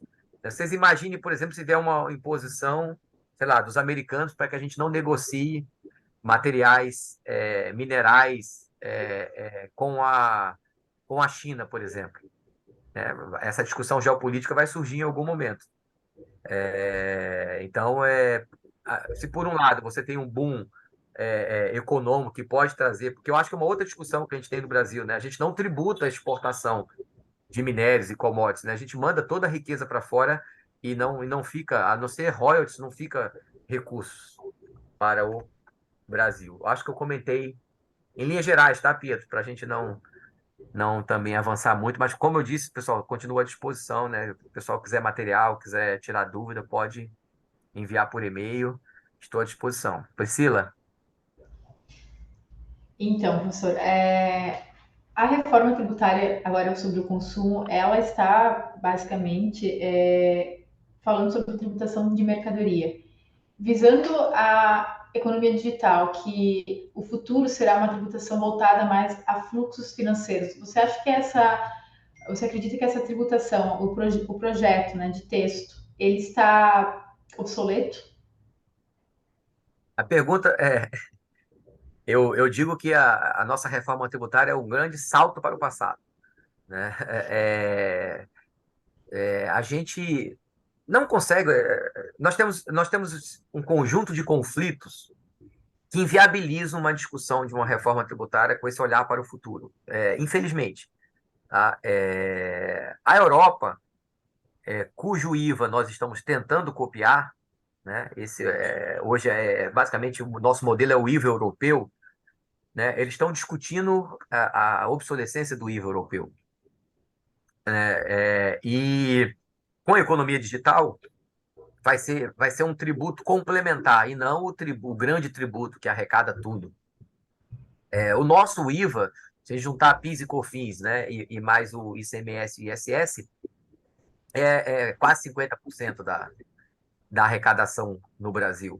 E nós continuamos tentando consertar esse modelo do passado, porque quando a gente criou o ICM, né, nós fomos a vanguarda da tributação do valor adicionado. A França estava introduzindo e a gente introduziu na reforma de 64 e na criação da Receita Federal em 68 e era vanguarda. Tá?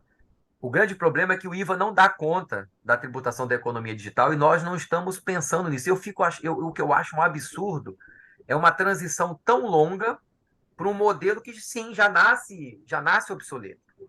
Assim que a gente aprovar essa reforma, a gente vai ter que começar a discutir uma nova reforma com essa visão para o futuro. Tá? Porque ele não trata da tributação da economia digital. Eu acho que melhora alguma coisa. Né? Nós temos hoje um conflito né, de discussão de bases tributárias entre serviços e mercadoria, né, do ISS. O que está no ISS, o que é base do ISS, o que é base do ICMS. Obviamente, a maioria das empresas, né, como o ISS tem uma alíquota mais baixa, queria que o que ele vendesse fosse classificado como serviço e não mercadoria. Aí você vai para uma discussão ampla. O smartphone, quanto dele é mercadoria, quanto dele é serviço? Tá? Porque a empresa pode dizer, não, ó, eu vendo o meu smartphone, o produto físico é R$ 1. E os aplicativos e a conexão, todo o resto é os 5.000. É 5.000, meu iPhone que custou R$ 5.001, né? Só R$ 1 é o produto físico, é mercadoria. Então, juntar essas bases, eu acho que é um avanço nesse sentido, né? A outra questão, embora a classe média vai reclamar com razão, porque ela vai pagar mais tributo, mas é que realmente a gente tributa mais mercadoria, que é mais consumida pelos mais pobres, e menos serviços, que é mais consumido pelos mais ricos. Tá? E isso gera desigualdades. Tá? Então, mas assim, para não me alongar mais, sim, nós estamos mudando para um sistema que, sim, eu acho que tem melhoras, tá, pessoal?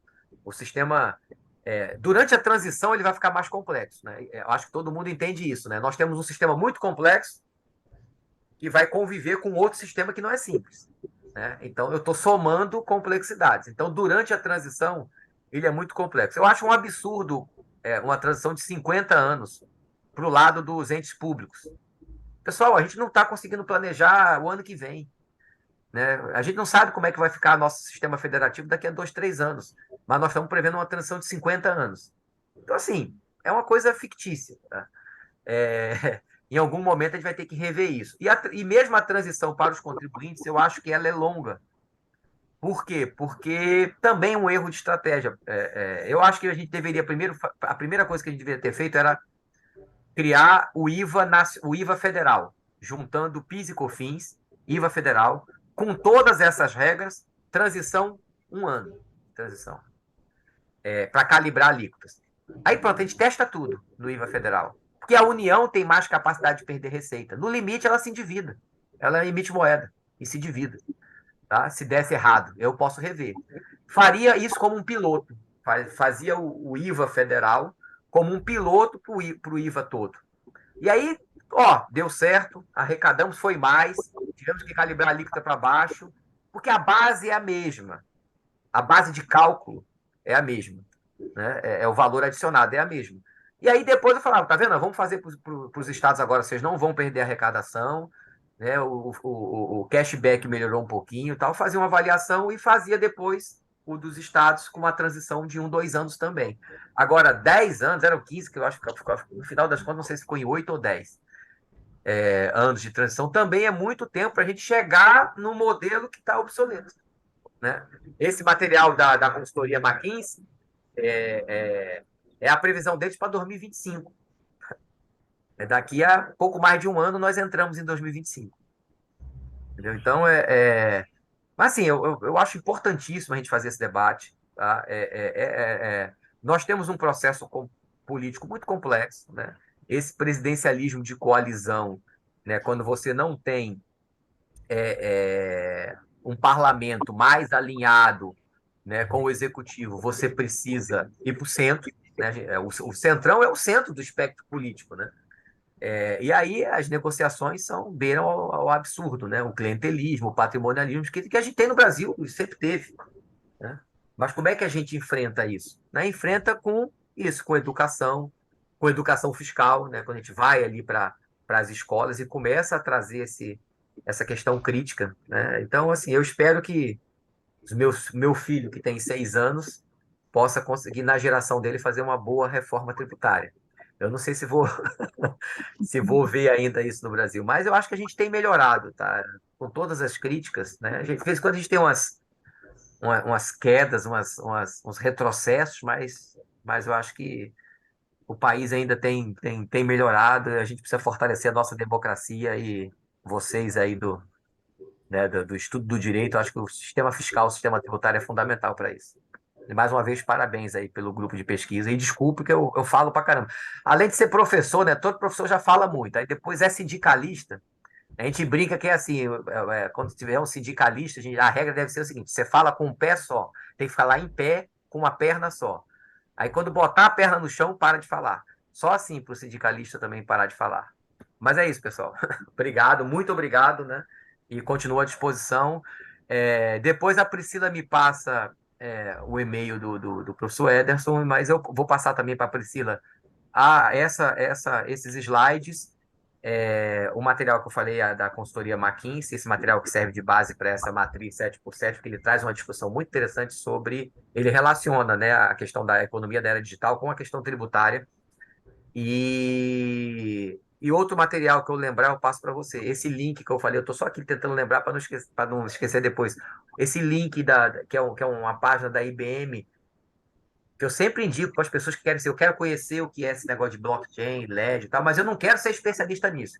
Eu só quero conhecer para quando alguém falar isso, eu sei do que se trata. Sei em linhas gerais, como eu passei para você. É muito bom, uma lida rápida, você guarda como referência. Eu acho que é o nosso futuro.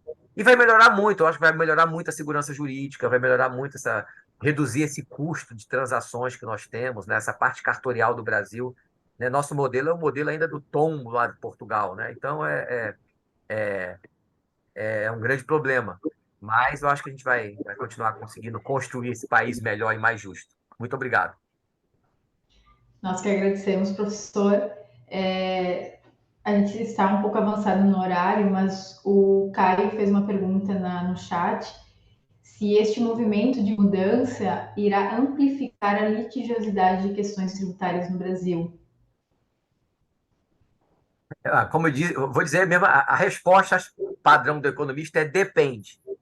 Mas a minha opinião é que nós estamos caminhando, e isso é um problema. Cara, muito boa essa pergunta, Caio, porque essa questão do nosso contencioso é uma coisa gravíssima. A gente precisa fazer um debate sobre isso. Tá? Não tem sentido, por exemplo, você ter um contencioso administrativo que, em média, leva 9 anos. Tá? Isso por si só já é absurdo. Tá? E isso tem culpa, tá, de todos os lados. Né? Eu sou da Receita Federal, culpa dos fiscos, das administrações tributárias. Nós temos, eu vou dar um exemplo que aconteceu agora, é recente. Vocês estão acompanhando, né? O governo lançou uma MP, uma medida provisória que trata daquela questão da tributação das subvenções para investimentos. Né? Não sei se vocês acompanharam o debate ali das subvenções para investimentos, que a Receita passou a tributar, é incentivo fiscal e tal.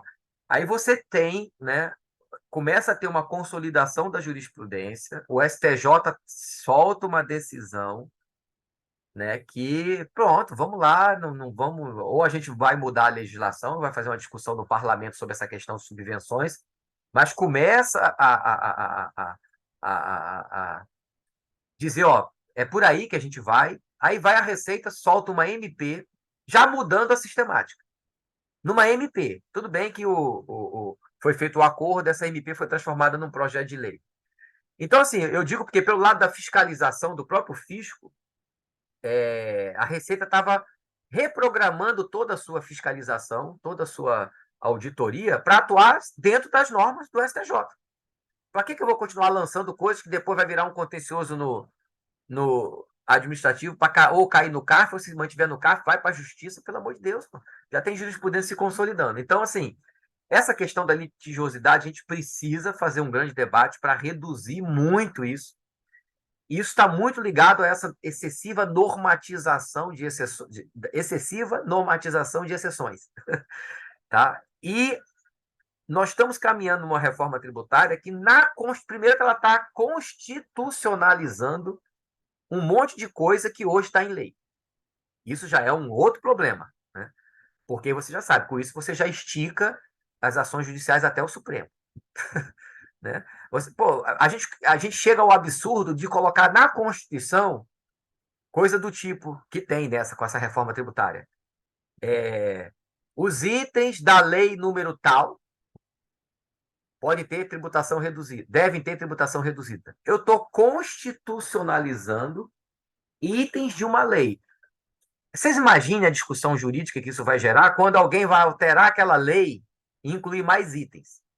Se a Constituição está dizendo, aí vai entrar a discussão da retroatividade, se é interpretativa ou não, ou seja, tudo isso vai gerar mais litigiosidade. Então, essa reforma tributária, ela não trouxe como premissa a redução de litigiosidade, embora o modelo do IVA europeu, né, com alíquotas únicas, com a mesma base de cálculo, ela tem essa premissa, mas a nossa já foi desvirtuada. Outra coisa que vai gerar litigiosidade. Vocês imaginam a Receita Federal fiscalizando o CVA, né, a contribuição sobre o valor, na verdade é a CBS, né, contribuição sobre bens e serviços, na PEC 110, que era a CVA.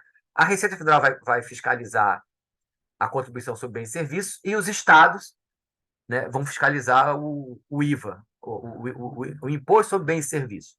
Vocês imaginam a quantidade de interpretações distintas que vai existir entre o fiscal federal e o fiscal estadual, fiscalizando a mesma base de cálculo, praticamente a mesma legislação, apenas a destinação é diferente. Né? Então, vocês imaginam, então, isso tem tudo para gerar mais litigiosidade e não menos. E não tem, Caio, infelizmente, nenhuma proposta de se aprofundar. Foi feito no Congresso, no Senado, pelo Pacheco, foi criado um grupo para analisar, né, o contencioso, o PAF, né, um grupo de notáveis. Esse pessoal fez alguns relatórios, tem alguns projetos de leis que foram encaminhados, mas não avança. Isso não avança. Para mim, hoje é um dos grandes gargalos que nós temos. E é ruim para todo mundo. E é ruim para todo mundo. Mesmo, tem gente que diz assim, não, é bom para advogado. Mais litigiosidade é bom para o advogado. Cara, essa é uma visão assim, muito limitada. Na verdade, bom para o direito e bom para os advogados, até para ganhar dinheiro, são bons litígios. né, com boa segurança jurídica, com boa... E não um mar de lama em que... Você imagina, né? Se eu resolvesse questões em 3 anos, né, até para ganhar os honorários, é melhor do que eu ficar 20 anos discutindo. Entendeu? Então, para mim, esse excesso de litigiosidade é bom para os picaretas. Né? E aí, dos dois lados, tá, pessoal? Dos dois lados. Mas é isso. Não sei se respondi totalmente, Caio, mas aí só que essa é a minha opinião, tá, Caio? Se melhorar a litigiosidade, eu explico depois o porquê que eu errei, mas assim, como eu tenho, só para encerrar mesmo, pessoal, né, a vida acabou me levando por caminhos assim, eu fiz engenharia, né, mecânica aeronáutica no ITA. Eu sou especialista em armamento aéreo. Eu fiz engenharia de armamento aéreo. Tá? Então, pô, esse cara foi para cada lado. Depois entrei na Receita e fui fazer o mestrado e doutorado em economia. Mas na Receita, logo depois de entrar na Receita, 2, 3 anos depois, eu entrei na área de julgamento da Receita. Eu fui julgador das DRJs. Então, eu tive que, não sou formado em direito, mas fui estudar, né, direito processual civil, direito constitucional, direito administrativo, para poder atuar no processo administrativo fiscal. Na educação fiscal, eu acabei tendo grandes relações com educadores. Então, assim, essa interdisciplinaridade, por isso que eu parabenizo vocês, me permitiu ter uma experiência múltipla, né? E, ao mesmo tempo, olhar e falar assim, pô, eu conheço o lado do fisco, conheço o lado das empresas, né? Porque eu tenho muitos amigos do ITA que são CEOs de grandes empresas. Né? Então, tenho contato com eles, eles têm as reclamações deles na área tributária e tal. Então, isso me permite antecipar um pouco, com um pouco mais de informação, né? Dizendo, ó, vai ter mais litigiosidade. Então, essa informação não é só uma opinião baseada, por exemplo, nas redes sociais, não. É num conjunto de conhecimento, de informações, né, com vários atores. Mas é isso. Como eu disse, como eu não estou com o pé só, estou falando demais. Sentado, confortável aqui. Deixa eu também deixar vocês descansarem. Bom, então, professor, agradeço mais uma vez, né, a sua exposição riquíssima, né, informações, dados. Com certeza os alunos saíram daqui hoje com uma mente aberta, interdisciplinar, né? Então, isso passou para nós. Então, muito obrigada pelo seu convite, por ter participado com nós. E fica aí, né, o convite, né, para participar, quem sabe, de um encontro presencial no próximo semestre. Tá joia. Assim que eu souber que eu vou a Porto Alegre em algum momento futuro, com o máximo de antecedência que eu souber, eu aviso vocês. Nem que a gente se encontre num restaurante ou num bar, de onde também saem boas ideias. Claro, com certeza. Tá certo? Já está convidado, professor. Nos Tá joia. avise aí, será um prazer recebê-lo aqui no Sul. Um Tá grande joia. abraço, muito obrigado pela sua participação aqui. E aos demais, fica o convite para o nosso encontro. Toda semana temos no mesmo horário aqui a sequência da nossa programação desse semestre. Uma boa semana a todos. Até a próxima. Boa semana, Até. pessoal. Tudo de bom para vocês. Um forte abraço.